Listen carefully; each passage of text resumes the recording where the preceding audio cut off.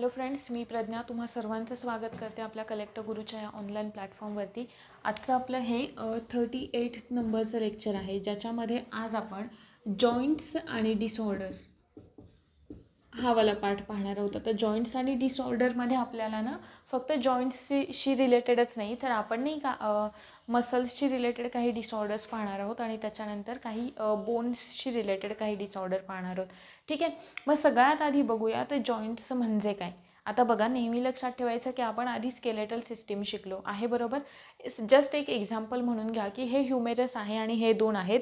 एक आहे रॅडियस अंगठ्याच्या लाईनमधलं असलेलं, दुसरं आहे अल्ना की जे आपल्या करंगळीच्या लाईनमध्ये आहे ते वाला. ठीक आहे, मग आता हे ह्युमेरस, हे रॅडियस, अल्ना यांच्यामध्ये एक ठराविक अशी अटॅचमेंट आहे. किंवा दुसरं पकडा, आपले ते शोल्डर बोन्स आहेत आणि हे जे ह्युमेरस आहे म्हणजे स्कॅप्युला आणि ह्युमेरस आहे, बरोबर. यांच्यामध्ये सुद्धा स्कॅप्युला आणि त्या ह्युमेरसला पकडून ठेवलेलं आहे. आपण सांगितलेलं होतं की होल्ड करून ठेवणारी सिस्टीम, तिला आपण काय म्हणतो नाही का, म्हणजेच दोन हाडे जिथे जोडली गेलेली आहे ते त्या हाड्यांच्या ठिकाणी एक गॅप तयार होतो. ठीक आहे, तो जो ती जी जागा असते किंवा ते जे ठिकाण असतं जिथे दोन हाडं एकमेकांना जोडली जातात त्याला आपण जॉईंट्स असं म्हणतो. ठीक आहे, त्याला आपण जॉईंट्स असं म्हणतो. मग हे जॉईंट्सलाच आपण दुसरी टर्म कोणती वापरतो, तर जॉईंट्सलाच आपण आर्थ्रोस ही टर्म वापरतो, दुसरी वाली आहे. ठीक, आणि नंतर जॉईंट्सचा स्टडी करणारी जी ब्रांच आहे त्या ब्रांचला आपण म्हणतो ऑर्थोलॉजी असं म्हणतो. ठीक आहे, त्या ब्रांचला आपण म्हणतो चुकलं का, आर्थ्रोलॉजी असं म्हणतो. ठीक आहे, आर्थ्रोस म्हणजे जॉईंट आणि त्या ब्रांचला आपण म्हणतो आर्थ्रोलॉजी, की ज्याच्यामध्ये जॉईंट्सच्या डिसऑर्डर्सचा किंवा जॉईंट्सचा डिटेल स्टडी केला जातो, त्याला आपण हे म्हणतो. मग आता बघा ना, आपण बोन्सचा स्टडी केला, मसल्सचा स्टडी केला, आपण बोन्स पाहिले, एवढे 206 बोन्स, त्या सगळ्याचा काउंट आपण पाहिला आहे. मग ते जे बोन्स असतात त्या बोन्समध्ये मुवमेंट तर होते आहे, बरोबर ना. म्हणजे हा जो हात आहे तो आपण पूर्ण राऊंड फिरवू शकतोय किंवा मी हे मनगट फिरवू शकते, किंवा आपला जो हात आहे, आपली जी मान आहे ती त्या वर्टिब्रल कॉलमवरती जो नाही का आपण पाहिलेलं होतं एक ॲपर्चर आहे, तिथून त्या आतमध्ये गेलेला आहे नाही का. पाहू आता आपण हे याच्यामध्ये नाही का, तुम्हाला दिसेल ते जेव्हा आपण एक नाही का एक पिक्चराइज फॉर्ममध्ये पाहू तेव्हा. मग हे जे सगळं आहे, या ज्या सगळ्या मुवमेंट आहेत त्या मुवमेंट कोणामुळे होत आहेत, तर मुवमेंट होत आहेत यावाल्या जॉईंट्समुळे, ज्यांनाच आपण सांधे असं म्हणतो. ठीक आहे, हे जॉईंट्स रिस्पॉन्सिबल असतात आपल्या मुवमेंट ज्या आहेत ना त्या थोडंसं स्मूथ फंक्शनिंग करण्यामध्ये, किंवा आपण जी काही हालचाल करतो, आपण धावतोय, आपण नाही का उठतोय, बसतोय, किंवा इतर कोणतीही मुवमेंट आहे आपल्या बोन्सची होणारी, त्याच्यासाठी रिस्पॉन्सिबल कोण असतात, जॉईंट्स असतात. मग आता जॉईंट्स तुम्हाला लक्षात आलं असेल की आपल्या शरीरामध्ये काही बोन्स असे असतात की ते नाही का हलू नाहीच शकत, म्हणजे मुवेबल नसतात. आता ठीक आहे, हे बोन्स आहेत ते मुवेबल आहेत, बरोबर आहे. मनगटातले हाडं आहेत, काय होत आहेत, तिथे मूवमेंट होतीये आहे ना, बरोबर. आपण कोणत्याही प्रकारे त्यांना हलवू शकतोय. पण काही बोन्स असे आहेत जसे की आपले स्कल बोन्स नाही का. स्कल बोन्स आपण पाहिले कोणते कोणते आहेत ते. फ्रंटल बोन आहे, नंतर वरचे दोन पेक्टोरल आहेत, नंतर कानाच्या वरचं टेम्पोरल आहे, सगळ्यात मागचं ऑसिपिटल आहे. पुन्हा पुढे आलो, स्पिनॉइड आहे, डोळ्यांच्या आतमध्ये इकडे गेलो, तिकडे एथमॉइड आहे. मग हे जे बोन्स आहेत ते फिक्स्ड आहेत. किंवा आपले जे फेशियल बोन्स आहेत, हे आहे मॅक्झिला आहे, हे कोणते आहेत, हे झायगोमॅटिक बोन्स आहेत, हे मॅन्डिबल आहे. एकमेव मॅन्डिबल जे आहे ते काय असतं, मुवेबल असतं. पण इतर बाकीचे सगळे फ्लेक्झिबल आहेत. पण जर का आपण वर्टिब्रल कॉलममध्ये सुद्धा बोन्स येत आहेत, पण आपण वाकू शकतो, वाकताना तो बेंड होतोय. आपण पाहिलेले होते त्याला 4 कर्व्हेचर असतात आहे ना, बरोबर. सगळ्यात वरचा थोडा सर्विकल म्हणजे मानेच्या कडचा, वर्टिब्रल सर्विकल म्हणजे मानेच्या कडचा, नंतर थोरॅसिक छातीच्या मागचा, त्यानंतर आपण थोडंसं खाली आलो होतो, मग काय स्टार्ट होतं, लुंबार स्टार्ट होतं, मग त्याच्यानंतर सॅक्रम स्टार्ट होतं आणि सगळ्यात एंड होतो कॉकिक्सला आहे, बरोबर. कॉक्सिजियल बोन वगैरे तिकडे एंड होतो. मग हे अशा पद्धतीने काय होतात, हे मुवेबल आहेत आहे ना, बरोबर. आपण वाकल्यानंतर आपला वर्टिब्रल कॉलम बेंड होऊ शकतोय. तिथेच सांगितलेलं होतं की आपल्याला हेल्प कशामध्ये होते, ज्या काही आपल्या थोड्या मुवमेंट आहेत त्या इझी करण्यासाठी आहे, बरोबर. मग हे जे काही आहेत ना ते सगळ्या मुवमेंट कोणामुळे आहेत, जॉईंट्समुळे आहेत. पण काही जॉईंट्स किंवा काही बोन्स फिक्स्ड आहेत, तसेच काही जॉईंट्स जे आहेत ते फिक्स्ड आहेत, त्याच्यामुळे आपल्या त्या मुवमेंट होऊ शकत नाहीत. मग या जॉईंट्सना आपण यांच्या मुवमेंटनुसार पुन्हा 3 ग्रुप्समध्ये क्लासिफाय करतो. त्यातला सगळ्यात पहिला ग्रुप आहे कोणता, 3 ग्रुप्स. त्यातला सगळ्यात पहिला ग्रुप आहे तो म्हणजे फिक्स्ड जॉईंट्स. कोणता आहे, फिक्स्ड जॉईंट्स किंवा ज्यांना आपण इमूव्हेबल जॉईंट्स असं म्हणतो. इमूव्हेबल. नंतरचा जो दुसरा आहे तो दुसरा आहे स्लाइटली मूव्हेबल. दुसरा जो आहे तो आहे स्लाइटली मूव्हेबल. आणि तिसरा जो आहे तो तिसरा आहे फ्रीली मूव्हेबल. म्हणजे नाही आता ते कसाही मूव्ह होऊ शकतो, त्याला काहीच नाही का, फ्रीली मूव्हेबल. यांना आपण स्पेसिफिकली असा वेगळा शब्द नाही का, तुम्ही वाचताना काहींचं ज्यांचं झालेलं आहे NCERT वगैरे ज्यांचे वाचून झालेले आहेत त्यांच्यासाठी, त्यांच्यासाठी नाही सगळ्यांसाठीच, की थोडेसे यांना हे आपण आधी बघितले आपल्याला लक्षात राहतील अशा फॉर्ममध्ये. आता यांची नावं, यांना आपण जे काही फिक्स्ड जॉईंट आहेत किंवा फ्रीली मूव्हेबल जॉईंट्स आहेत त्यांना आपण अजून काय म्हणतो, त्यांना आपण म्हणतो सेनआर्थ्रोसिस. सिनआर्थ्रोसिस. त्याच्यानंतर जे स्लाइटली मूव्हेबल आहे तर स्लाइटली मूव्हेबल्सना आपण म्हणतो ॲम्फॉर्थ्रोसिस. आणि हे वाले फ्रीली मूव्हेबल जे आहेत त्या फ्रीली मूव्हेबल्सना आपण म्हणतो डायऑर्थ्रोसिस आहे. ठीक आहे, यांना आपण म्हणतो डायऑर्थ्रोसिस किंवा यांचं अजून सगळ्यांच्या माहितीमधलं असलेले नाव कोणतं, सायनोव्हियल जॉईंट्स. सायनोव्हियल जॉईंट्स. हे लक्षात आलं का, यांना आपण स्लाइटली मूव्हेबल आहेत म्हणजे थोडेफार मूव्ह होत आहेत, आहे ना बरोबर. यांना आपण दुसरं पण एक नाव देतो, लक्षात ठेवायचं, कार्टिलॅजिनस. यांना आपण कार्टिलॅजिनस असं सुद्धा म्हणतो. हे लक्षात राहतील का, सिनऑर्थ्रोसिस, ॲम्फॉर्थ्रोसिस आणि डायऑर्थ्रोसिस. ठीक आहे, किंवा synovial joint, freely movable, slightly movable आणि फिक्स्ड जॉईंट्स. आता सगळ्यात पहिलावाला आपला जॉईंट्स बघूयात आपण, फिक्स्ड जॉईंट्सवाला. फिक्स्ड म्हणजे काय, आता हे मुवमेंट बिलकुलच नाही करू शकणार. ठीक आहे, म्हणजे मग तिकडे कोणते कोणते बोन्स येतील इझिली आपण ऑब्झर्व करू शकतो. इथे एक जर का मी डायग्राम ड्रॉ केली, ठीक आहे ना, बरं चला अशी नको,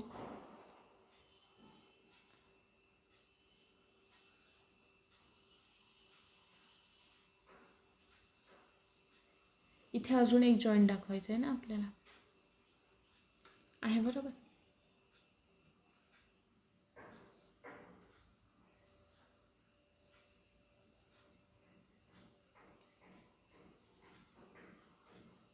ठीक आहे, आता ही अशा पद्धतीची डायग्राम आहे. ठीक आहे ना, आता समजून घ्या, आपल्याला फक्त जॉईंट समजले, आपला मुद्दा क्लिअर झाला. त्याच्यानंतर फिक्स्ड जॉईंट. सगळ्यात पहिले फिक्स्ड जॉईंट्स कुठे येणार, आपले जे स्कल बोन्स असतात किंवा आपले जे फेशियल बोन्स असतात. पहिलं एक्झाम्पल फिक्स्ड जॉईंट की ज्यांच्याकडे बिलकुल इलॅस्टिसिटी नसणार आहे. आता समजून घेताना ते कोणत्या पद्धतीने समजायचं बघा. दोन बोन्स आहेत, कोणते, इकडचे तर आपल्याला कन्फर्म माहिती आहे, जे काही क्रॅनियल बोन्स आहेत ते कसे आहेत, फिक्स्ड आहेत, त्यांची मुवमेंट होणार नाहीये. आता पुढचा मुद्दा लक्षात ठेवा की दोन बोन्स आपल्याला घ्यायचे. ठीक आहे, आता मी इथे हे एक बोन घेतलं, त्याच्यानंतर इकडून हे एक दुसरं बोन आहे. ठीक आहे, हे जे दोन बोन्स आहेत ते कशाने कनेक्ट झालेले आहेत, ते कनेक्ट झालेले आहेत फायबर्सनी. कशाने, फायबर्सनी. मग यांच्यामध्ये कोणते फायबर्स आहेत, यांच्याकडे आहेत व्हाईट कोलॅजेन फायबर. कोणते आहेत, व्हाईट कोलॅजेन फायबर. तंतू तर असतात आपल्याला माहिती आहे, आपण हे सगळं ॲनिमल टिश्यूजमध्ये शिकलेलो आहे. ठीक आहे, आता यांच्याकडे फायबर आहेत, तंतू आहेत, कोणते आहेत, व्हाईट कोलॅजेन फायबर. आणि मी तुम्हाला तिकडेच सांगितलं होतं ॲनिमल टिश्यूजमध्ये, जिकडे जिकडे व्हाईट कोलॅजेन फायबर्स आहेत ते काय प्रोव्हाइड करतील, स्ट्रेंथ प्रोव्हाइड करतील. काय प्रोव्हाइड करतील, स्ट्रेंथ प्रोव्हाइड करतील. मग आता हे स्ट्रेंथ, इथे व्हाईट कोलॅजेन फायबर आहेत, यांनी स्ट्रेंथ प्रोव्हाइड केली. मग इकडे का नाही का इलॅस्टिसिटी असेल का, नसणार आहे. मग जर का इलॅस्टिसिटी नाहीये, इलॅस्टिसिटी नाहीये, तर मग मूव होतील का, अर्थात नाही होणार. कारण आपल्याला मूवमेंट होण्यासाठी थोडी तरी इलॅस्टिसिटी गरजेची आहे.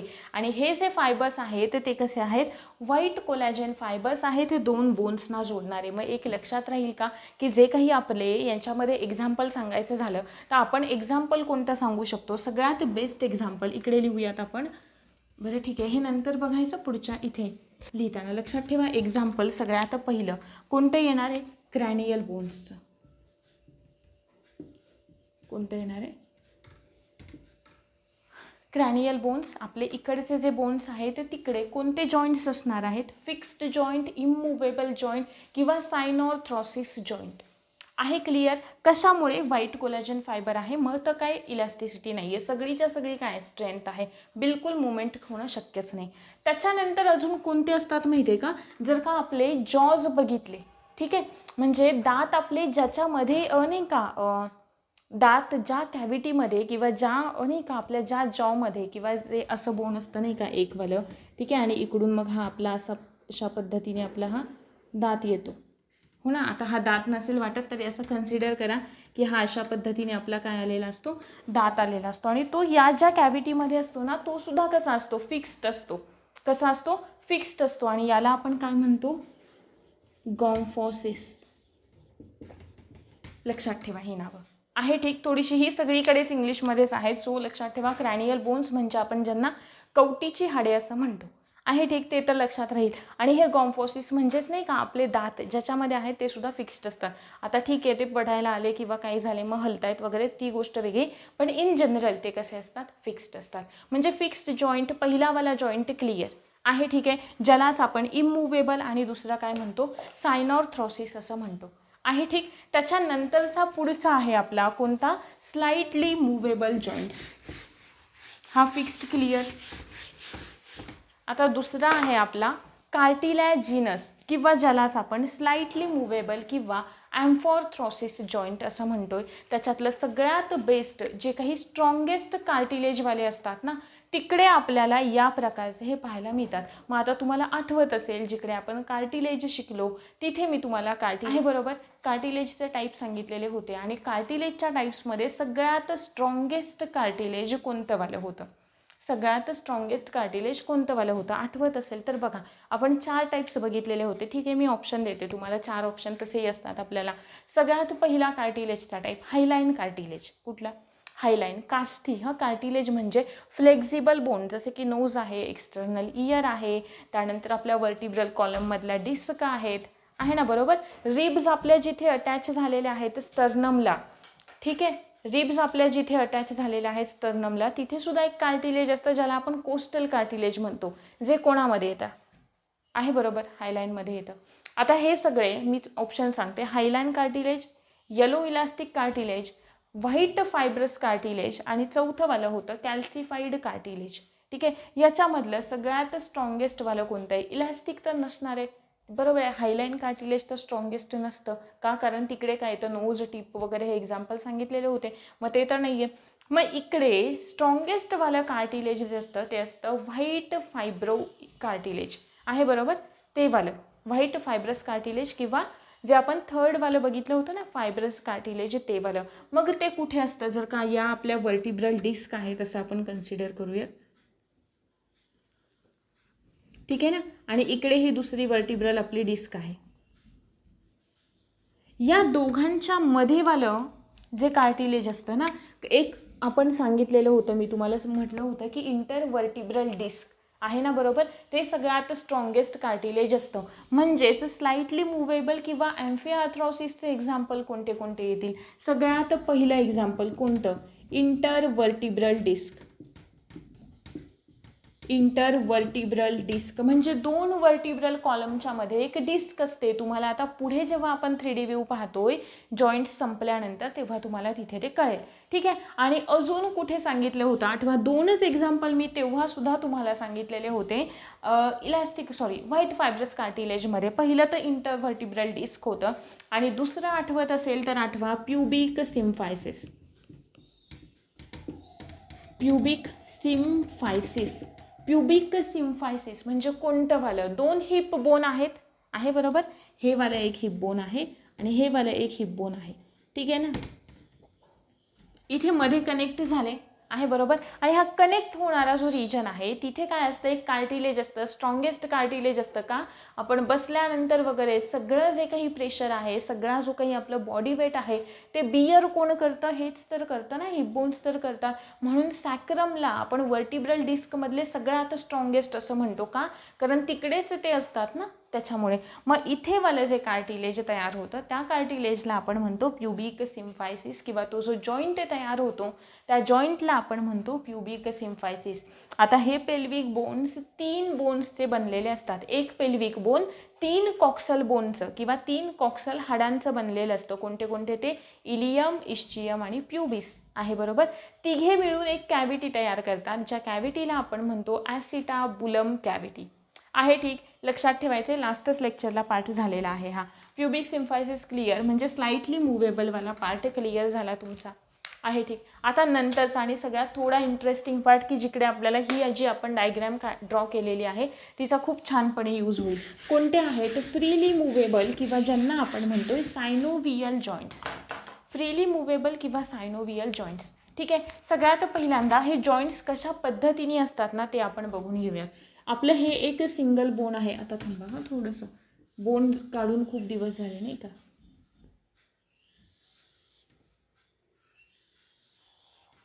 हे अशा पद्धतीचे 2 बोन्स आहेत आपले.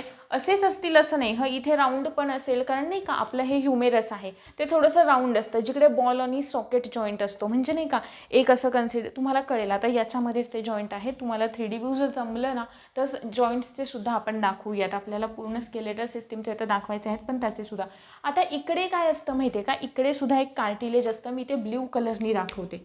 हे बघा, हे इकडे ना एक कार्टिलेज असतं. कोणतेही असू द्या, इकडे एक काय असतं? कार्टिलेज असतं. त्याच्यानंतर इकडे ना एक असं हे अशा पद्धतीचं एक मेम्ब्रेन असतं आहे. ठीक, आणि याच्यामध्ये इकडे काय असणार आहे? सायनोव्हियल फ्लुइड असतं. काय असतं? सायनोव्हियल. जॉईंट कोणता आहे?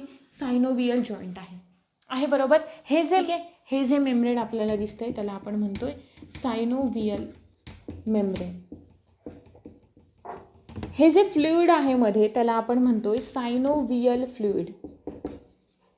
सायनोव्हियल. इथे जो कार्टिलेज दिसतोय ना आपल्याला, हे जे कार्टिलेज प्रत्येक बोनच्या इथे ते कार्टिलेज असतं, जिथे बोनची अटॅचमेंट होते तिथे हे कार्टिलेज असतं. त्यालाच आपण काय म्हणतो? ग्रीस असं म्हणतो, हो ना. म्हणजे आपल्या शरीरामधलं ऑइलिंग मटेरियल जे आपण ग्रीस नाही का, सायकल असू द्या काही असू द्या, तिकडे जे देतो ना, कशासाठी? ते थोडंसं नाही का इझी व्हावं, त्याचं वर्किंग इझी व्हावं यासाठी आपल्या बोन्समध्ये सुद्धा हे काय केलेलं असतं? हे एक फ्लुइड तयार झालेलं असतं आहे, बरोबर. हे एक फ्लुइड तयार झालेलं असतं, याला आपण काय म्हणतो? सायनोव्हियल फ्लुइड असं म्हणतो. आणि इथे जे कार्टिलेज आहे त्या कार्टिलेजला आपण म्हणतो आर्टिक्युलेट कार्टिलेज किंवा आर्टिक्युलार कार्टिलेज. या कार्टिलेजला आपण काय म्हणतो? आर्टिक्युलार कार्टिलेज. हे झालं आपलं कोणतं? सायनोव्हियल जॉईंट. याच्या या बाजूनी सुद्धा ना अजून एक मेम्ब्रेन असतं अशा टाईपचं.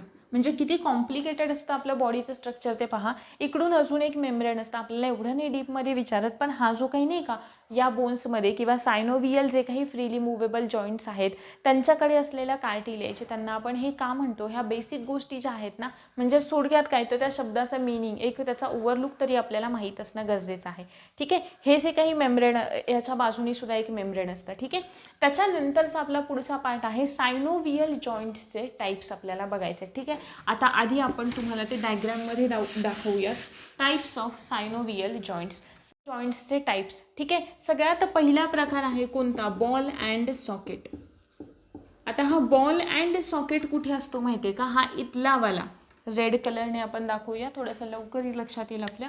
हा इथे जो असतो तो आहे बॉल अँड सॉकेट, आणि इथे जो एक असतो तो आहे बॉल अँड सॉकेटवाला जॉईंट. ठीक आहे, म्हणजे हे झालं त्याचं सॉकेट आणि हा झाला बॉल, आणि इकडे हे बोन आहे. त्याच्याकडे मोटिलिटी खूप जास्त प्रमाणात असते, इझिली मुव्हेबल असतो, म्हणजे सगळ्या बाजूनी सगळ्या प्रकारची मुवमेंट हा जो जॉईंट आहे तो करू शकतो. मग कुठे कुठे आढळतो? सगळ्यात पहिलं दाखवलंय बघा, कुठे आहे? स्कॅप्युला. स्कॅप्युला म्हणजे हे जे पाठीमागचं हाड असतं त्रिकोणीवालं ते स्कॅप्युला, आणि दंडामधलं हाड कोणतं असतं? ह्युमेरस, तिकडे असतो आहे, बरोबर. हे दोघे मिळून एक कॅव्हिटी तयार करतात. हा जो जॉईंट जिथे असतो ना तिथे एक कॅव्हिटी तयार झालेली असते. त्या कॅव्हिटीला आपण म्हणतो ग्लिनॉइड कॅव्हिटी. त्या कॅव्हिटीला आपण म्हणतो ग्लिनॉइड कॅव्हिटी. हे झालं पहिलं एक्झाम्पल बॉल आणि सॉकेट जॉईंटचं. दुसरं एक्झाम्पल कोणतं आहे? हे वालं. कुठे आहे हे? आपलं पेल्विक बोन जे आहे ते पेल्विक बोन, आणि मांडीमधलं सगळ्यात मोठं हाड ज्याला आपण काय म्हणतोय?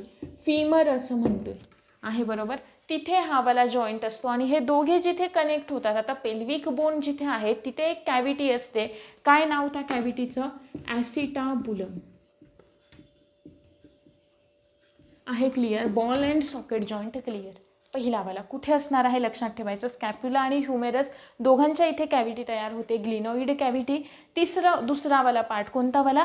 पेल्विक बोन जे आहे ते आणि फीमर जे आहे, फक्त आर आहे बरं का, फीमर जे आहे तिथे आणि पेल्विक बोनच्या इथे आणि कोणती कॅव्हिटी तयार करतात? ॲसिटाबुलम ही कॅव्हिटी तयार करतात. हा कसा होता? फ्रीली मुवेबल होता. ह्याच्याकडे हाय मोटिलिटी होती, कोणत्याही पद्धतीने मूव्ह करू शकत होता. नंतरचा जो दुसरा आहे, दुसरा वाला जो आहे त्याला आपण म्हणतोय हिंज जॉईंट.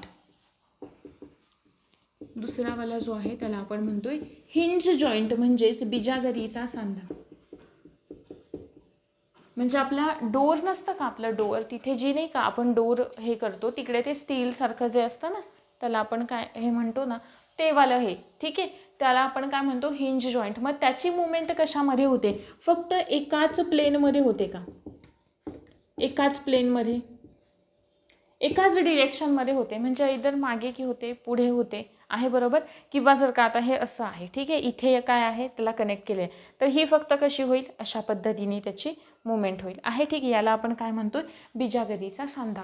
मग हे कुठे आढळते आपल्याला? या प्रकारची मुवमेंट कुठे आढळते? दोन ठिकाणी. सगळ्यात पहिलं कुठे? सगळ्यात पहिलं हा वाला दिसतोय इथे वाला, म्हणजे कोणामधला आपण म्हणणार? ह्युमेरस आणि दुसरे कोण आहे? तर रॅडियस आणि अल्ना, आहे बरोबर. म्हणजे एल्बोमध्ये होणारी, आहे बरोबर. आणि त्याच्यानंतर नी जॉईंट. एल्बो जॉईंट पहिला झाला आणि दुसरा झाला नी जॉईंट, आहे बरोबर. म्हणजे मांडीचं जे आपल्या फीमरवालं हे हाड आहे ते, आणि इथे गुडघ्यामध्ये असलेलं हाड हे वालं, आणि त्याच्यानंतर आता इथे तुम्हाला दिसेल, समजा इथे आपला दंड संपला आणि इथे आहे, ठीक आहे, तर इथे वाला कोणता असेल? हिंज जॉईंट असेल. राहील लक्षात. म्हणजे हा वाला इकडे असलेला रॅडियस अल्ना ह्युमेरसमध्ये, त्याच्यानंतर खाली फीमर आणि फिब्युला आणि टिबियामध्ये असलेला नी जॉईंट आणि एल्बो जॉईंट, आहे ठीक. त्याच्यानंतरचा पुढे ग्लायडिंग जॉईंट. नंतरचा पुढे आहे ग्लायडिंग जॉईंट, ज्याला आपण काय म्हणतो? सिम्पलेस्ट, सगळ्यात सिम्पलेस्ट ग्लायडिंग. सिम्पलेस्ट म्हणजे काय? फक्त इधर मागे पुढे, म्हणजे नाही का, हे असे समजा हे असे बोन्स आहेत एकमेकांवरती ठेवलेले, तर इधर ते मागे किंवा असे असे असे होतील, किंवा हे अशा पद्धतीने मुवमेंट होते, म्हणजे फक्त एकमेकांवरती काय करत असतात? ते घसरत असतात, ठीक आहे. अशांमध्ये जो जॉईंट असतो त्याला आपण काय म्हणतो? ग्लायडिंग जॉईंट असं म्हणतो. मग तो कुठे असतो? हा इथे असतो तो ग्लायडिंग जॉईंट, इथे. म्हणजे आपले जे कार्पेल्स आणि मेटाकार्पल्स आहेत ना, त्यांच्यामध्ये असलेला सगळ्यात पहिला जॉईंट. कार्पल्स मेटाकार्पल्समध्ये असलेला, आणि नंतर घोट्यामध्ये सुद्धा सेम टार्सल आणि मेटाटार्सलमध्ये. टार्सल आणि मेटाटार्सल. कार्पल्स किती असतात? 8. टार्सल्स किती असतात? 7. लक्षात ठेवायचं. मेटाकार्पल्स 5 आणि मेटाटार्सल्स 5. दोन्हीतले मिळून डबल करा. हे फक्त एका याच्यातले आहेत, लक्षात ठेवायचे. त्याच्यानंतरचा पुढचा जॉईंट आहे सॅडल जॉईंट. त्याच्यानंतरचा पुढचा जॉईंट आहे सॅडल जॉईंट. सॅडल म्हणजे तुम्हाला मी आत्ता आधीच्या लेक्चरमध्ये मला वाटतं मी सांगितलं नाही का, आपण घोड्यावर जर का कोणी बसताना ते मध्ये नाही का बसण्यासाठी जी नाही का थोडासा खाली गेलेली नॉच असते, किंवा खाली गेलेला जो काही पार्ट असतो ना कर्व शेप, त्याला आपण काय म्हणतो? Saddle joint. आणि त्या प्रकारचा जॉईंट फक्त एकाच ठिकाणी असतो. कुठे? हे जे आपले मेटाकार्पल्स आहेत त्याच्यामध्ये, आणि जे थंबवालं बोन आहे त्यांच्यामध्ये, आणि कार्पल्समध्ये असलेलं. कार्पल्स असतील किंवा मेटाकार्पल्स असतील आणि त्यांच्याशी थंबनी केलेला जो जॉईंट असतो ना, त्याला आपण काय म्हणतो? म्हणजे हा इथला वाला. का? कारण तो मूव्ह होऊ शकतोय बघा कसाही, ठीक आहे ना, बरोबर आहे. त्या पद्धतीने हे जे बोन्स असतात ते आपले इकडे अटॅच नसतात, बरोबर ना. हे इकडेच, हे बघा इकडे अटॅच झालेले नसतात. फक्त हेच एक असतं की ज्याचे अटॅचमेंट इकडे कार्पेल्स मेटाकार्पेल्सशी फॉर्म झालेली असते. तो जॉईंट कोणता आहे? सॅडल जॉईंट, आहे ठीक. किती जॉईंट आपण पाहिले? सगळ्यात पहिला आपण पाहिला बॉल अँड सॉकेट. त्याच्यानंतर आपण दुसरा पाहिला इथला वाला कोणता, ज्याला आपण ग्लायडिंग जॉईंट असं म्हणालो इकडचा. इथे होता तो होता हिंज जॉईंट, ज्याला आपण बिजागरीचा सांधा असं म्हणालो. ठीक आहे. ग्लायडिंग जॉईंट, सॅडल जॉईंट 4 पूर्ण झाले. आणि आता जो आहे तो आहे इलिप्सॉइड जॉईंट.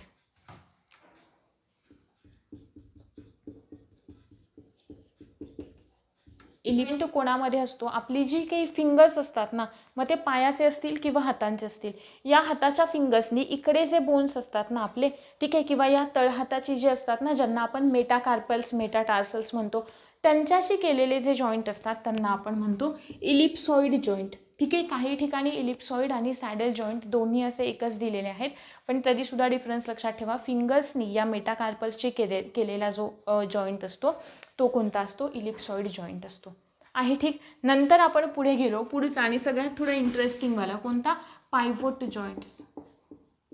पायवोट इथे असलेला, इथे वाला म्हणजे ज्याच्यावरती आपलं डोकं बसलेलं आहे तिथे जो, म्हणजे कोणत्याही पद्धतीने फिरू शकतोय राऊंडमध्ये, आहे ना, बरोबर, इकडे फिरतोय पण एका ठराविक अँगलपर्यंत फिरतो. ठीक आहे. तो इथे वाला असलेला जो जॉईंट असतो त्याला आपण म्हणतो पायवोट जॉईंट. आहे लक्षात ठीक राहतील का. सगळ्यात पहिला हा झाला पायवोट जॉईंट. हे 2 झाले बॉल अँड सॉकेट. त्याच्यानंतर इथला जो होता तो झाला हिंज जॉईंट. इकडचा झाला ग्लायडिंग जॉईंट. फिंगर्स आणि मेटाकार्पल्समध्ये असलेले कोणते झाले,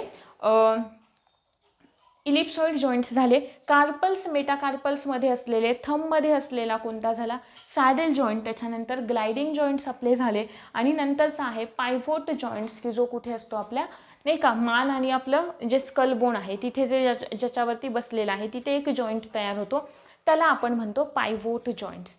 आहे ठीक. आता त्याच्यानंतर आपल्याला बघायचे ते डिसऑर्डर ऑफ मसल्स. ऑर्डर म्हणजे आपण बघितले असतील नाही का, की काही लोकांना फार जास्त प्रमाणात त्रास होतो, काहींना मसल्सचा त्रास होतो, नाही का, सतत ते पेन होणं किंवा नाही का त्यांच्या मसल्स वीक होणं, लवकर सेन्स न जाणवणं एखाद्या गोष्टीचा. सेम तसेच काही बोन्सशी रिलेटेड सुद्धा डिसऑर्डर्स असतात. आहे बरोबर. आपण सगळ्यात आधी सुरुवातीला पाहणार आहोत मस्क्युलर डिसऑर्डर. सगळ्यात आधी आपण पाहतोय मस्क्युलर डिसऑर्डर्स. ठीक आहे. मस्क्युलर डिसऑर्डर्समध्ये सगळ्यात पहिली डिसऑर्डर आहे मस्क्युलर डिस्ट्रॉफी. नावं इंग्लिशमध्ये लक्षात ठेवा, कारण हा जो पार्ट आहे ना तो पार्ट आपल्याला स्टेट बोर्डमध्ये कुठेच नाही दिलेला आहे. ठीक आहे. सो मग हे अशाच पद्धतीने लक्षात ठेवा, जेवढं तुम्हाला लक्षात राहील त्या पद्धतीने सांगण्याचा प्रयत्न करते. आता मस्क्युलर डिस्ट्रॉफी असं मी म्हणाले. मग मस्क्युलर डिस्ट्रॉफी ही जी डिसऑर्डर आहे ती आहे जेनेटिक डिसऑर्डर. ती आहे जेनेटिक डिसऑर्डर. आता जेनेटिक आहे, मग ती होणार कशामुळे आहे, तर ती होईल जीन्सच्या अल्टरेशनमुळे. आहे बरोबर. कशामुळे होईल, जीन्सच्या अल्टरेशनमुळे. जीन्सचं अल्टरेशन म्हणजे नाही का, काहीतरी जीन्समध्ये चेंज झाल्यामुळे काय होणार आहे, ही होणार आहे. मग जीन्स ही जी डिसऑर्डर असते ती specifically x linked genetic disorder म्हणून आपण ओळखतो. एक्स्ड लिंक म्हणजे एक्सवाले जे जीन असतात नाही का, एक्स आणि वाय असे 2 असतात, मग त्याच्यातले एक्सवाले जे असतात ना त्याच्याशी related x link genetic disorder असं आपण त्याला म्हणतो, जेनेटिक डिसऑर्डर. याच्यामुळे काय होतं की आपल्याला ना एक प्रोटीन गरजेचं असतं ज्याला आपण मस्क्युलर प्रोटीन असं म्हणतो, आणि त्या प्रोटीनचं नाव आहे डिस्ट्रॉफिन प्रोटीन, आणि म्हणून आपण याला डिस्ट्रॉफी असं म्हणतोय. मी म्हणाले डिस्ट्रॉफिन प्रोटीन. आता हे डिस्ट्रॉफिन प्रोटीन काय आहे ते आधी सांगते, आणि मग त्याच्यानंतर याच्यामध्ये कशा पद्धतीने बदल होऊयात ते बघूयात. हे जे डिस्ट्रॉफिन प्रोटीन आहे ना ते खरं तर गरजेचं असतं आपल्याला. म्हणजे आपल्याला ठीक आहे, आपल्या मुवमेंट होत आहेत, सगळं होत आहे, पण आपल्याला सेन्स जाणवतोय किंवा इतर ज्या गोष्टी होतात ना त्या सगळ्यासाठी डिस्ट्रॉफिन हे प्रोटीन गरजेचं असतं. ठीक आहे. मग हे प्रोटीन नेमकं काय करतं, तर ते एक अटॅचमेंट फॉर्म करतं. काय करतं, अटॅचमेंट म्हणजे नाही, अटॅचमेंट फॉर्म करतं असं लक्षात ठेवा. सॉरी, पण बऱ्यापैकी थोडंसं अटॅचमेंट फॉर्म करतं. एक नाही का, दोन यांच्यामधलं एक कनेक्शन तयार करतं. ठीक आहे. ते अटॅचमेंट फॉर्म करतं.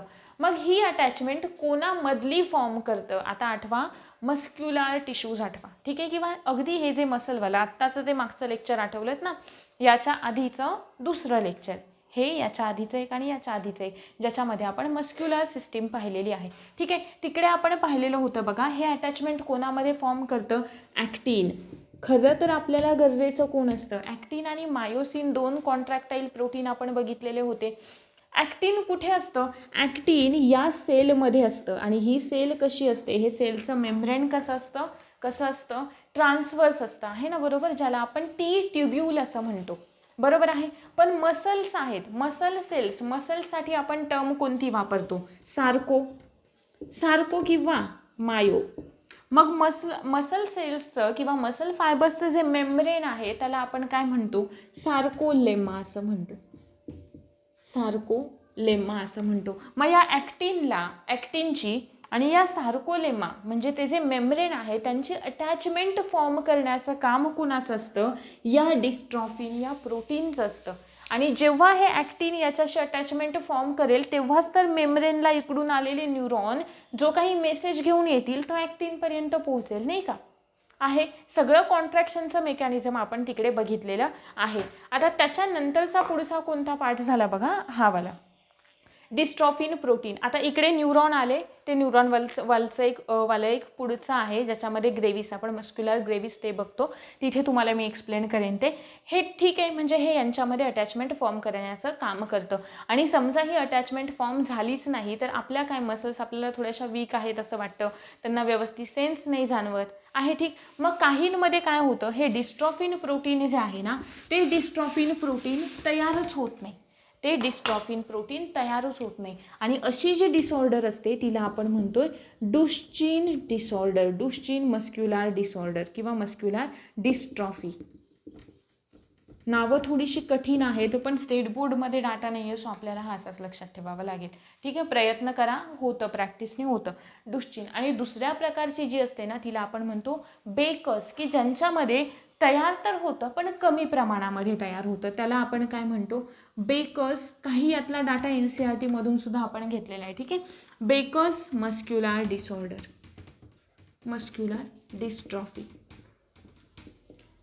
बेकस मस्क्युलर डिस्ट्रॉफी. आता यांच्यामध्ये काय होतं? यांच्यामध्ये तयारच होत नाही, मग थोडासा जास्त करून यांच्यामध्ये डेथ होण्याचे चान्सेस जास्त असतात. आफ्टर 30 इयर्स ते सर्वाईव्हच नाही करू शकत. इकडे करू शकतात थोड्याफार प्रमाणात, कारण इकडे होतंय प्रोटीन तयार, आहे, बरोबर. आता त्याच्यानंतरचा मुद्दा आहे कोणता? दुसरीवाली. ही पहिली डिसऑर्डर कळाली, मस्क्युलर डिस्ट्रॉफी. डिस्ट्रॉफी आलं की सगळ्यात पहिल्यांदा आठवलं पाहिजे डिस्ट्रॉफिन प्रोटीन. डिस्ट्रॉफिन प्रोटीन आठवलं की लगेच लिंक लावायची, प्रोटीन आहे, अटॅचमेंट फॉर्म करते कोणामधली? ॲक्टिन आणि सार्कोलेमा. ॲक्टिन हे पण प्रोटीन आहे, कॉन्ट्रॅक्टाईल प्रोटीन आहे, आणि सार्कोलेमा काय आहे? मेम्ब्रेन आहे, बरोबर आहे. त्यांच्यामधली अटॅचमेंट फॉर्म करते. ही कशी आहे? जेनेटिक डिसऑर्डर आहे. मग काहींमध्ये तयारच होत नाही, काहींमध्ये कमी प्रमाणात तयार होतं. कमी प्रमाणात तयार होतं त्याला आपण काय म्हणतो? त्याला म्हणतो आपण बेकस मस्क्युलर डिस्ट्रॉफी. आणि जिकडे तयारच होत नाही त्यांना आपण म्हणतो डुश्चिन मस्क्युलर डिस्ट्रॉफी. हे झालं पहिली डिसऑर्डर. दुसरी जी आपली डिसऑर्डर आहे ना, आता त्याच्याशी रिलेटेड आपली मस्क्युलर थेअरी जी थोडीशी आहे ना ती रिलेटेड आहे बघा. कोणती आहे दुसरी डिसऑर्डर? ज्याला आपण म्हणतो मायोस्थेनिया ग्रेव्हिस. मायोस्थेनिया ग्रेव्हिस.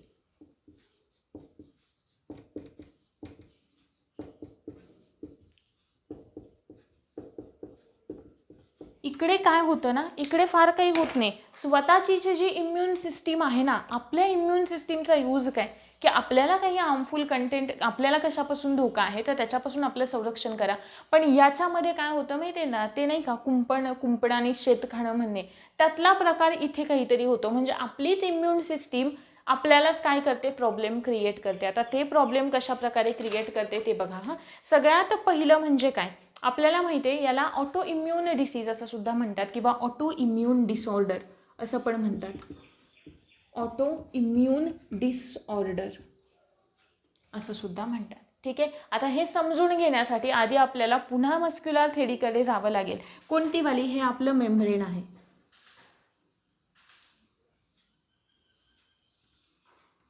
हे काय आहे? आपलं मेम्ब्रेन आहे, ठीक आहे. इकडे काय आहे? ER आहे, ER नाही, SR आहे, सार्कोप्लाझ्मिक रेटिक्युलम. इथे काय आहे? ॲक्टिन आहे, बरोबर आहे. इकडून काय येणार आहेत? इकडून काय आले? न्यूरॉन्स आले. मध्ये गॅप आहे, त्या गॅपला आपण काय म्हणतो? त्या गॅपला आपण काय म्हणतो, मला आता आठवत नाही, जंक्शन म्हणतो काहीतरी, न्यूरोमस्क्युलर जंक्शन म्हणतो. या गॅपला आपण काय म्हणतो, न्यूरोमस्क्युलर जंक्शन. न्यूरोमस्क्युलर जंक्शन म्हणजे दोन ठिकाणं जोडणारं ठिकाण आहे, बरोबर. न्यूरो म्हणजे न्यूरॉन्सवालं आणि ही काय आहे, मसल सेल्स आहे, मसलवालं, म्हणून न्यूरोमस्क्युलर जंक्शन. मग आता दोघांमध्ये गॅप आहे, मग तो मेसेज कसा सेंड करायचा. मेसेज सेंड करण्यासाठी इथले न्यूरॉन काय करतात, न्यूरो ट्रान्समीटर सिक्रेट करतात आहे, बरोबर सांगितलेलं आहे. कोणतं न्यूरो ट्रान्समीटर सिक्रेट करतात, ACH सिक्रेट करतात आहे, बरोबर. काय सिक्रेट करतात, ACH सिक्रेट करतात. आणि याच्यावरती काय असतात, रिसेप्टर असतात का, बॉडी रिसेप्टर्स असतात, बायो रिसेप्टर्स असतात, की जे काय करतील, हे काय करतात, ACH घेतलं की काय होतात, ॲक्टिव्ह होतात. ॲक्टिव्ह झाले की इमिजिएट काय होतं, इकडून मेम्ब्रेन जे आहे ते डिपोलराइज होतं. डिपोलराइज झालं सॉरी की आतमध्ये कोण येणार आहेत, सगळे NA येणार आहेत. NA आले की हे काय करेल, हे पण ॲक्टिव्ह होतं SRमध्ये काय असतं, CA++. आले की सगळे कशामध्ये जातात, या सायटोप्लाझममध्ये. सायटोप्लाझमला याच्या आपण काय म्हणतो, सार्कोप्लाझम असं म्हणतो. मग हे सार्कोप्लाझम इकडे जातं आहे ना, बरोबर. याच्याकडे CA+ला अटॅच करून घेण्याची एक साईट असते आहे ना, बरोबर, ज्याला आपण काय म्हणतो, TPC असं म्हणतो, बरोबर आहे. मग काय होतं, जिथे मध्ये फायबर असतो तो फायबर काय करतो, थोडासा हलतो. तो हलला की लगेच तिथे जाऊन कोण अटॅच होतो, मायोसिन अटॅच होतो. मायोसिन बाइंडिंग साईटला एक्सपोज करतो, मग जाऊन मायोसिन अटॅच होतो आणि काय होतं, कॉन्ट्रॅक्शन होतं, बरोबर आहे. पण ॲक्च्युली इथे काय होतं, हे जे रिसेप्टर्स आहेत ना, त्या रिसेप्टर्सवरती आपल्या ज्या अँटीबॉडीज तयार झालेल्या आहेत, ठीक आहे, ज्या अँटीबॉडीज तयार झालेल्या आहेत त्या अँटीबॉडीज येऊन या रिसेप्टर्सवरती बसतात, ठीक आहे. या अँटीबॉडीज येऊन या रिसेप्टर्सवरती बसल्या. मग आता इकडे जर का अँटीबॉडीज आल्या तर या ACHला त्या रिसेप्टरपर्यंत पोहोचूच देत नाहीत, ठीक आहे. आणि मला सांगा, जर का ACH या रिसेप्टरपर्यंत पोहोचला नाही तर हे मेम्ब्रेन डिपोलराइज कसं होणार. डिपोलराइज नाही झालं तर NA आतमध्ये कसे येणार आणि CA कसे पसरणार, आणि CA नाही पसरले तर इकडे कसे जाणार CA, आणि मायोसिनला हे अटॅच कसं होणार, आणि मायोसिनला अटॅच नाही झालं तर कॉन्ट्रॅक्शन पण होणार नाही आहे, ठीक. म्हणजेच आपलीच इम्युन सिस्टीम आपल्यासाठी काय क्रिएट करते, प्रॉब्लेम क्रिएट करते.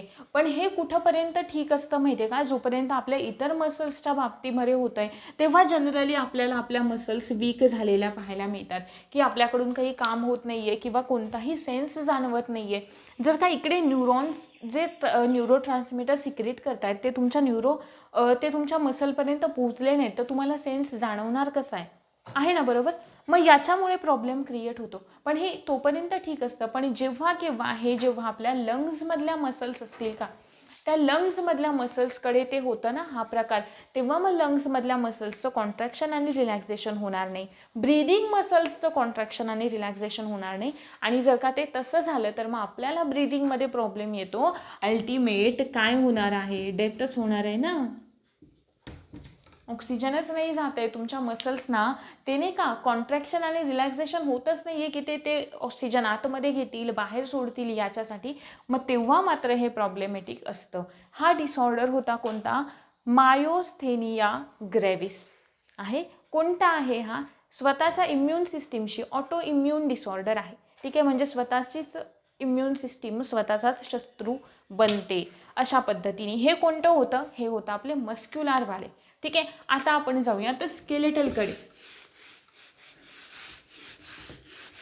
म्हणजे स्केलेटल सिस्टीमचे डिसऑर्डर, जो पोलिओवाला आहे ना तो आपल्याला कुठे बघायचा आहे, तो पोलिओवाला आपल्याला हेल्थ आणि डिसीजेस या वेगळ्या चॅप्टरमध्ये डिटेलमध्ये बघायचा आहे, ठीक आहे. हेल्थ आणि डिसीजेस प्रिपेअर करताना NCERT पण रेफर करा थोडं जे डिटेलमध्ये दिलेले डिसीज आहेत ज्यांच्यावरती प्रश्न विचारले, जसे की मलेरिया आहे, TB आहे, हे यांसारखे जे डिसीजेस आहेत ना ते इकडे पण थोडेसे वाचायचे आणि तिथून पण वाचायचे, ठीक आहे, दोन्हीकडे, असं लक्षात ठेवा. पहिली डिसऑर्डर आहे जिला आपण म्हणतो आर्थरायटिस. काय म्हणतो आपण, आर्थरायटिस. आयटिस आहे का, म्हणजे काय असतं, इन्फ्लॅमेशन. आर्थरायटिस आहे म्हणजे काय असतं, इन्फ्लॅमेशन. याच्यामध्ये फार काही होत नाही, फक्त काय होतं आपले बोन्स जे आहेत ना ते थोडेसे नाही का असे ढिसूळ होतात, थोडेसे काम करत नाहीत, किंवा आपल्याला नाही का बोन्स कुठेतरी दुखत आहेत किंवा काही फ्रॅक्चर होत आहेत अशा पद्धतीचे इथे पाहायला मिळतात. मग हे आर्थरायटिस अजून 3 टाईप्सचे असतात. कोणते कोणते? सगळ्यात पहिलं आहे रुमॅटॉइड आर्थरायटिस. सगळ्यात पहिलं जे आहे ते आहे रुमॅटॉइड आर्थरायटिस. रुमॅटॉइड आर्थरायटिस हे कशामुळे होतं? थोडंसं नाही का सेम आपल्या ऑटो इम्युन सिस्टीममुळे होतं की आपल्याला नाही आपली ऑटो इम्युन सिस्टीम काम करत नाही व्यवस्थित. सो सेम जसं की आपण मसल्समध्ये पाहिलं त्या टाईपमध्ये. नंतरचं दुसरं ऑलरेडी सांगून झालेलं आहे. कोणतं? एक्सक्रिशन सांगताना सांगून झालेलं आहे गाउटी आर्थरायटिस. गाउटी आर्थरायटिस कशामुळे होतो? जर का आपल्या बोन्समध्ये असलेला जो गॅप असतो ना जॉईंट्सवाला तिकडे युरिक ॲसिडचं ॲक्युमुलेशन होतं. आणि युरिक ॲसिडचं ॲक्युमुलेशन झालं तिकडे की काय फ्लुइड कमी पडतं, फ्लुइड वाढलं की बोन्सना पुन्हा फ्लेक्झिबिलिटी कमी होऊन जाते बोन्सची. आहे बरोबर. तिसरा जो आहे तो आहे ऑस्टिओ आर्थरायटिस. तिसरा जो आहे तो आहे ऑस्टिओ आर्थरायटिस. आता हा जो ऑस्टिओ आर्थरायटिस आहे ना तो ऑस्टिओ आर्थरायटिस कशामुळे होतो? इन जनरल आपल्याला नाही कॅल्शियमची कमी आहे किंवा काय आहे यांच्यामुळे होतो. जनरली आपल्याला हा जे काही ओल्ड एज लोक असतात ना जास्त आपले आजी आजोबा वगैरे म्हणजे नाही का ज्यांचं वय झालेलं आहे अशा लोकांमध्ये आपल्याला हा वाला पाहायला मिळतो. तिन्ही लक्षात ठेवायचे. तिन्ही कुठे विचारू शकतात तुम्हाला? इधर मॅच द पेअर्समध्ये विचारतील. हा कोणामध्ये आढळतो? ओल्ड एजमुळे. जनरल आहे की आपले कॅल्शियम्स वगैरे कमी झाले त्यामुळे होतोय. गाउटी आर्थरायटिस युरिक ॲसिडच्या ॲक्युमुलेशनमुळे होतोय. त्यानंतर दुसरं आहे ते रुमॅटॉइड आर्थरायटिस. तो कशामुळे होतोय? रुमॅटॉइड आपल्या इम्युन सिस्टीममुळे ऑटो इम्युन सिस्टीमवाला तो डिसऑर्डर आहे. त्याच्यानंतर दुसरं आहे कोणतं? ऑस्टिओपोरोसिस. नंतरचं आहे ऑस्टिओपोरोसिस. इकडे काय होतं? ऑस्टिओपोरोसिस काय होतं? इकडे काय होतं? सेम आहे. आपले काय होऊन जातात? बोन्स वीक होऊन जातात. बोन्स वीक होतात म्हणजे त्यांना जराही काहीही नाही थोडी जरी नाही का आपण फार जास्त थोड्या जरी लोडवालं काम केलं ना तरी फ्रॅक्चरचे चान्सेस जास्त असतात त्यांच्याकडे. म्हणजे जरा काही झालं की बोन फ्रॅक्चर होते अशा पद्धतीने. कशामुळे होतो? कॅल्शियम आयनच्या डिफिशियन्सीमुळे होतो हा वाला. ठीक आहे. ऑस्टिओपोरोसिस आपल्याला ओल्ड एज लोकांमध्ये सुद्धा पाहायला मिळतो किंवा नाही का इतर इन जनरल काही लोकांमध्ये सुद्धा पाहायला मिळतो की ज्यांच्याकडे कॅल्शियम आयन्स कमी आहेत किंवा ज्यांचा फूड इंटेक डाएटमध्ये प्रॉब्लेम आहे किंवा अजून इतर काही नाही का त्यांच्यामध्ये प्रॉब्लेम होतो. सगळ्यात महत्त्वाचं इथे काय लक्षात ठेवायचं माहिती आहे का? एक हार्मोन लक्षात ठेवायचं. कोणतं वालं? PTH hormone. आता हे सगळं ना आपण जेव्हा आता पुढे एंडोक्राईन सिस्टीम शिकू ना तेव्हा आता PTH लक्षात ठेवा फक्त. आहे ठीक. हे जे PTH हार्मोन आहे ना ते कशामध्ये मदत करतं? आपले थोडे कॅल्शियम डिफिशियन्सी करण्यामध्ये मदत करतं. म्हणजे त्याच्यामुळे आपल्याला हे होऊ शकतं की आपले बोन्स जे वीक होतात ना त्याच्यासाठी हे हार्मोन जास्त हे असतं. पण इन जनरल फिमेल्समध्ये लक्षात ठेवा फिमेल्समध्ये काय होतं? जोपर्यंत मिनोपॉज म्हणजे फर्स्टवाले पिरियड्स जोपर्यंत येत नाही आहेत ना तोपर्यंत फिमेल्समध्ये एक इस्ट्रोजन नावाचं हार्मोन असतं. इस्ट्रोजन. ठीक आहे. आणि ते ना याला विरोध करतं, याला काम करू देत नाही. कोणाला? PTHला काम करू देत नाही. पण कधीपर्यंत? जोपर्यंत फर्स्टवाले पिरियड ज्याला आपण मिनोपॉज म्हणतो ते नाही येते तोवर इस्ट्रोजन याला काम करून देत नाही. पण जेव्हा आफ्टर मिनोपॉज म्हणजेच पिरियड्स आल्याच्या नंतर फर्स्टवाले त्यांच्यामधलं हे वालं जे आहे ना ते होऊन जातं गायब. म्हणजेच याला रेजिस्ट करणारं कोणीच राहत नाही. मग हा त्याचं काम सुरू करतो. ठीक आहे. आणि मग त्याच्यानंतर मग फिमेल्समध्ये तो प्रॉब्लेम दिसून येतो की नाही का थोडेसे बोन्स वीक झालेला कॅल्शियम डिफिशियन्सी वगैरे वाला आहे. ठीक. तो आहे ऑस्टिओपोरोसिस. आणि हे अशा पद्धतीचे काही महत्त्वाचे डिसीजेस होते. त्यानंतर रिकेट्स वगैरे जे आहे ना त्यानंतर नाही का टिटॅनी वगैरे ते सुद्धा सिमिलर फक्त कॅल्शियम डिफिशियन्सीमुळेच होतात. आणि अशा पद्धतीने हे डिसऑर्डर जे महत्त्वाचे होते ते लक्षात ठेवायचे. मस्क्युलरवाले लक्षात ठेवायचे कारण इन जनरल स्केलेटलवाले कोणाच्याही लक्षात राहतातच. ऑस्टिओपोरोसिस आहे त्यानंतर ऑस्टिओ आर्थरायटिस आहे ते वगैरे सगळे लक्षात राहतात. सो फक्त व्यवस्थितपणे नोट डाऊन करून घेत चला. मस्क्युलरवाले व्यवस्थित लक्षात ठेवा. याच्यानंतर आपण पाहूयात आपला जो 3D व्ह्यू आहे तो जर का जमल्यास आपण याचा जॉईंट्सचा सुद्धा पाहूयात. होप सो की तुम्हाला हे लेक्चर समजलेलं असेल. या पुढचा जो पार्ट आहे तो आपण येणाऱ्या लेक्चरमध्ये घेणार आहोत. Thank you very much. 3D view skeletal सिस्टीमचा सगळ्यात आधी आपण सुरुवात करूयात स्कल बोन्सपासून. हे जे बोन आहे सगळ्यात पहिलं ते आहे फ्रंटल बोन. नंतर आपण थोडंसं मागे गेलो तर इकडे आपल्याला 2 बोन्स आपले पाहायला मिळतात. एक मिनिट 2 बोन्स पाहायला मिळतात. त्यातले हे वाले दोन आहेत, हे आहे परायटल बोन, इकडे सुद्धा दुसरं परायटल बोन असतं. ठीक आहे. हे वालं जे बोन आहे ते आहे ऑसिपिटल बोन. नंतर आपण पुन्हा इकडे गेलो, कानाच्या वरती असलेलं जे बोन असतं त्याला आपण म्हणतोय राईट टेम्पोरल बोन. थोडंसं झूम करूयात, राईट टेम्पोरल बोन. नंतर पुन्हा आपण थोडेसे पुढे आलो आपल्या फेस रिजनमध्ये. इकडे आपल्या डोळ्याच्या खोबणीमध्ये असलेलं एक बोन असतं ज्याला आपण काय म्हणतो, स्पेनॉइड बोन असं म्हणतं. Butterfly shape, saddle shape region असतो आहे, बरोबर. ते वालं बोन. नंतर इकडे वालं जे बोन असतं ते असतं एथमॉइड बोन. तुम्हाला इकडून दिसेल व्यवस्थित. हे झाले आपले स्कल बोन्स. त्याच्यानंतर इथे जे सुरुवातीला असतं फेशियल बोन्समधलं पहिलं नॅझल बोन, इकडे आहे आपले नॅझल सेप्टम, म्हणजे आपल्या ज्या नोजला 2 रिजनमध्ये डिवाईड करणारा पार्ट. नंतर थोडंसं खाली आलो आपण, हे वालं जे बोन आहे त्याला आपण म्हणतोय मॅक्झिला. जे चीक बोन्स असतात, म्हणजे इकडे वाले जे तुम्हाला दिसत आहेत हे वालं, त्याला आपण म्हणतोय झायगोमॅटिक बोन्स. ठीक आहे ना, जिकडे ब्लश लावतात मुली, मगाशी सांगितलेलं होतं ते वालं. नंतरचा खाली सगळ्यात स्ट्रॉंगेस्ट बोन आहे ते म्हणजे आहे मॅन्डिबल. मॅन्डिबल नंतर आपण पुन्हा पुढे इकडे आलो, इथे जे बोन असतं ते असतं लॅक्रिमल बोन, म्हणजे आपल्या ज्या लॅक्रिमल ग्लँड्स असतात तिकडे असलेलं. थोडंसं इकडे आपण मूव्ह करूया, तिथे खाली जे यू शेप तुम्हाला दिसतोय हायोइड बोन आहे ते. त्यानंतर आपण थोडंसं झूम आउट करूयात, खाली जाऊयात आपण. पुढे गेलो आपण, इथे जे काही आपल्याला दिसत आहेत ना रिब केज दिसत आहेत, हे वालं जे बोन आहे ना हे आहे स्टर्नम. ठीक आहे. स्टर्नमला आपण 3 पार्टमध्ये डिवाईड करतो. पहिला येतो मॅनोब्रियम, नंतर येतो बॉडी ऑफ स्टर्नम, आणि नंतर सगळ्यात खालचा येतो झिफॉइड प्रोसेस. या ज्या रिब्स आहेत त्या इथे स्टर्नमला अटॅच झालेल्या असतात. पहिल्या ज्या 7 रिब्स आहेत मी तुम्हाला दाखवते इकडे, त्या 7 रिब्स या अटॅच असतात स्टर्नमला. नंतरच्या ज्यांना आपण ट्रू रिब्स म्हणतो, फॉल्स रिब्समध्ये येते 8वी 9वी आणि 10वी रिब्स आहे, बरोबर. आणि आता इकडे थोडंसं मागे गेल्यावर तुम्हाला या ज्या रिब्स दिसत आहेत त्यांना आपण फ्लोटिंग रिब्स असं म्हणतो, ज्या 2 आहेत फ्लोट करणाऱ्या. नंतर इकडे अपेंडिक्युलास आता इकडे आधी आपण बघूयात. हे वाले जे बोन आहेत ते आहे लेफ्ट इलियम. इथे वाले जे आहे ते आहे सॅक्रम, आणि हे आपले काय आहेत वर्टिब्रल कॉलम आहेत सगळे.